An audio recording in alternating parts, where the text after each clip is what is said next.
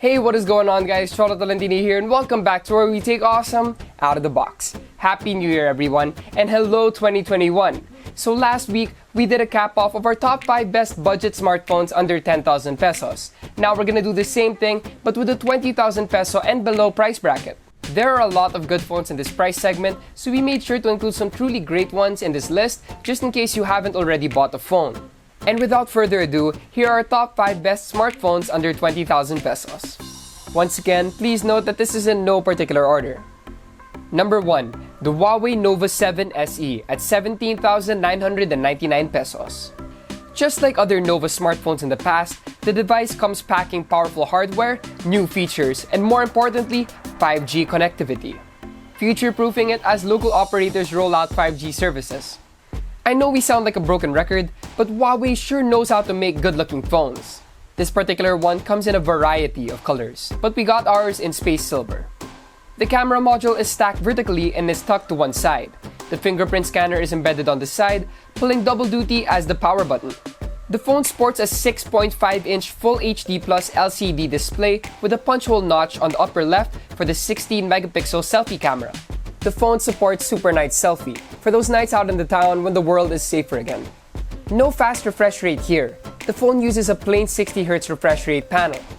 On the upside, Huawei advertises the display of the phone as covering 96% of the NTSC color gamut. We have 4 cameras headlined by a 64-megapixel shooter. This is accompanied by an 8-megapixel ultra-wide and 2-megapixel macro and depth lens. Moving on to the processor, the Nova 7 SE 5G is powered by the company's 5G-capable Kirin 820 chipset. This comes with 8GB RAM and 128GB expandable storage. This is done through Huawei's very own NM storage cards. Graphical duties are handled by a Mali G57 GPU, along with Kirin Gaming Plus 2.0 tech for smoother gameplay when playing mobile games. The Nova 7 SE 5G has a 4,000 mAh battery and can use Huawei's supercharged tech up to 40 watts thanks to the included charger. With all the news, that's gonna be a big deal, included chargers. Huawei's really piling on the value with this mid-range phone. Adding in all the things that make Huawei a contender in this segment, it has really earned its place on this list. Number 2, Motorola Moto G 5G Plus at 16,995 pesos. After 2 years of absence in the local market, Motorola has officially returned to the Philippines. Aside from a foldable flagship, we get a bang for the buck 5G-capable mid-ranger, the Moto G 5G Plus. It's been a while since we last held a Motorola phone, and it's obvious that the brand has been keeping up with the times in terms of design language with their Moto G 5G Plus. The front has the slimmest bezels we have ever seen on a Motorola phone. The phone has a polycarbonate back panel that has a square-shaped camera module housing 4 cameras, a legacy Motorola logo, and an LED flash that is shaped like a strip. Unlike with most Motorola phones where the Motorola logo at the back acts as a fingerprint scanner, the Moto G 5G Plus employs a side-mounted fingerprint scanner that doubles as a power button. I've said this before, I am not a fan of back-mounted fingerprint scanners, so I'm really happy with this.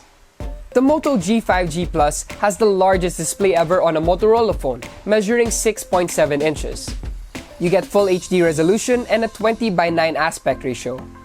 It comes equipped with a 90Hz refresh rate and the option for 60Hz if you want to save some battery. This also uses a dual punch hole to house its 2 selfie cameras. That would be a 16-megapixel main selfie camera and an 8-megapixel ultra-wide, for them socially distanced group selfies. For the rear, you get a 48-megapixel main camera, 8-megapixel ultra-wide, 5-megapixel macro camera, and 2-megapixel depth sensor. That's a pretty solid set of cameras for a mid-ranger because it covers a lot of photo and video needs. As a 5G-ready phone, the Moto G 5G Plus is powered by a Snapdragon 765 processor that is paired with 8GB RAM and 128GB internal storage. The RAM capacity is kinda special for the Philippine market, as other versions of the phone only come with 6GB RAM. The Moto G 5G Plus comes with a 5,000 mAh battery that should last you at least a day even on 5G connectivity. This charges with USB-C, but only comes with 20-watt turbocharge. Motorola is definitely back, and they're doing it with a bang. Undercutting the price of the Nova 7 SE, the Moto G 5G Plus comes with an equally good Snapdragon 765 processor. The price makes it way more accessible for people who want to get a taste of 5G. Number 3. The Xiaomi Mi 10T 5G at 19,990 pesos. Xiaomi devices are always easy to recommend due to the price to performance ratios of their devices, and that certainly has not changed with the Mi 10T 5G. They have always given us devices that are built well. You're getting Gorilla Glass 5 for both the front and back of the device, plus an aluminum frame to check all the boxes, giving you a flagship look and feel. One thing to note though is it could be a bit heavy, and that's mostly due to the construction, but it does feel good to hold in the hand. You also get some great speakers as well. There's one in the bottom, and the other one in the earpiece has an echo chamber on top to help it out. A key highlight for this phone is its display. We're getting a 6.67-inch Full HD Plus LTPS IPS display with a refresh rate of 144Hz that also supports HDR10+. You also get a punch hole for the 20-megapixel selfie camera as well. While we generally prefer and have been spoiled by AMOLED displays, the color reproduction of this ain't half bad. They also gave us a ton of options for tweaking it to our liking. For the rear, you get a 64-megapixel main camera as well as a 13-megapixel ultra-wide and 5-megapixel macro lens. There's no doubt that in terms of price to performance, this is one of the best phones you can get right now. You have a Qualcomm Snapdragon 865 that's paired with 6GB of RAM and 128GB of storage. It should go without saying that this phone can run apps and games with no problems at all. The Mi 10T 5G is equipped with a 5000 mAh battery, which the phone does a great job in stretching out. It also supports 33-watt charging as well. Xiaomi releases their flagship killer of flagship killers every year, but this is one of the best bang for the buck devices you can get right now. The biggest drawback here is that the devices are so popular that they're kinda hard to get a hold of, since they sell out incredibly fast. Number 4. The Poco X3 NFC at 10,990 pesos. Poco is dead serious in targeting not just the budget and flagship killer segment, but also the mid-range segment as well. The X3 NFC is a serious contender in the budget mid-range segment, and we're not surprised. While Poco has always been known for having aggressively priced smartphones, they unleashed some serious magic with this release. The X3 NFC has a bold iridescent branding on the back, with the racing stripe down the middle that reminds me of an American muscle car.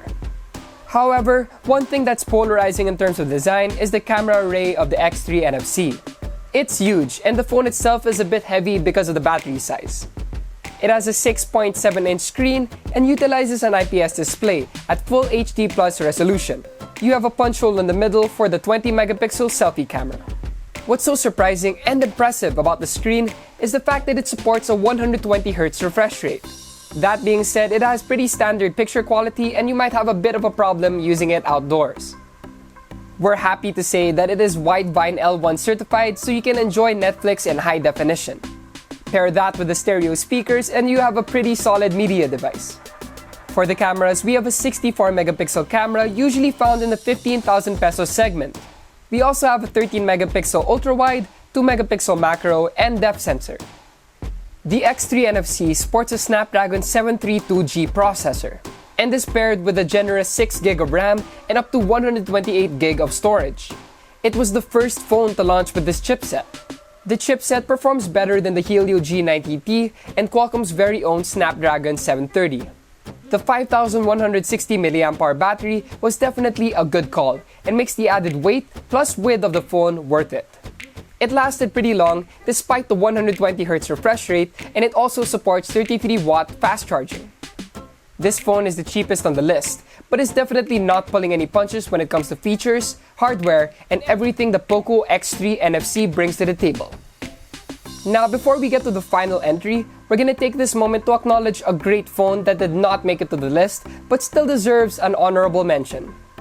The Samsung Galaxy M51 at 19,990 pesos. While you're probably looking at the Samsung Galaxy M51 because of its massive 7,000 mAh battery, the phone has a lot of other things to offer. The phone has enough performance under the hood to sustain extended gaming sessions and has the camera pedigree to satisfy camera geeks as well. What we can say about the design is that it is quite chunky and heavy as well. You might have a hard time handling this phone if you have smaller hands. You get a 6.7-inch Super AMOLED panel with a full HD Plus resolution. This has the 32-megapixel selfie camera tucked in the punch hole in the middle. It's a Super AMOLED panel, so needless to say that the colors and quality are very punchy and vibrant. It also has Widevine L1 certification for all that Netflix HD goodness. The camera stack is headlined by a 64-megapixel main camera, accompanied by a 12-megapixel ultra-wide and 5-megapixel depth and macro sensors. This is cool because we usually get 2-megapixel macro and depth sensors. The Galaxy M51 sports a Qualcomm Snapdragon 730G processor with 8GB RAM and 128GB of expandable storage. You get snappy performance, and it should run most Android games well without any issues. The main feature for the Galaxy M51 is the 7000 mAh cell inside of it. You'll have a blast consuming hours of content or playing tons of games with a capacity like that. That being said, it only supports 25-watt charging, so it might take a while to fully top up that massive battery. Samsung potentially has a game-winning device in the Galaxy M51. The phone's gigantic battery is paired with a great mid-range processor, a nice-looking screen, and a great set of snappers, making its honorable mention well-deserved. And last but not the least, number 5, the Realme 7 at 13,990 pesos. Just how much of an upgrade can you offer when you have a release schedule as hectic as Realme? Well, quite a bit in fact. The Realme 7 has plenty of new stuff under the hood that make it a notable upgrade over the Realme 6. For the design, this time around, the brand used a new matte anti-glare coating that has a split asymmetric design that shimmers when light hits it. It's not as loud as Realme's other previous designs, but I'm actually really digging it. Despite the rear of the phone being constructed mostly out of plastic, it doesn't feel cheap. The entire device is pretty solid and has the right size and weight for one-handed use.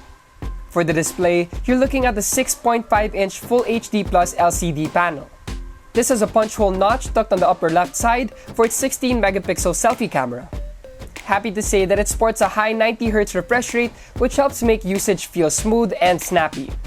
The colors are fine and not overly vivid as well. We have a 64-megapixel main camera leading the quad-rear camera setup. This is joined by an 8-megapixel ultra-wide, 2-megapixel macro, and 2-megapixel black and white camera for portraits. The Realme 7 had the honor of being the first phone in the world to get MediaTek's new Helio G95 processor, along with 8GB RAM and 128GB of internal storage. That translated to smooth usage and gameplay, which makes the Realme 7 a good option for people looking for a budget-friendly device with better than average performance when it comes to gaming. The Realme 7 comes with a 5000 mAh battery, which is interestingly 500 mAh more than the Realme 7 Pro. Though it's worth noting that the Pro version still lasted longer. That being said, we have fast charging up to 30 watts via their Dart Fast charging tech. The Realme 7 is a decent upgrade to a model released by the company this year. With a nicer looking body, slightly better processor, as well as a bigger battery, the phone is still capable of delivering solid all-day performance and should perform well when you're gaming with it. So there you have it, our top 5 best smartphones under 20,000 pesos for the year 2020. So what do you guys think? Do you agree? Disagree? Please do comment down below and let us know what you think.